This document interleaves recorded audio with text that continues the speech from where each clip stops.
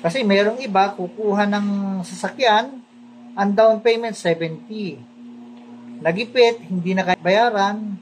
Ang nangyayari po tuloy, pumupunta sa mga group chat, sa mga Facebook, makikita na kailangan niyang, parang nakikita niya na naiengganyo na ipasalo na lang kasi nga sinasabi daw ng mga sasalo kaysa masira ang pangalan mo, may magtutuloy. So masisira nga ba? Actually, totoo pong masisira po yan. Pero, 3 years po kusang mabubura yung bad credit history mo. So, ano ba yung dapat? Isusugal nyo ba? Although ako yung muling kausap ko, 70,000 nag-ano siya, nag-loan.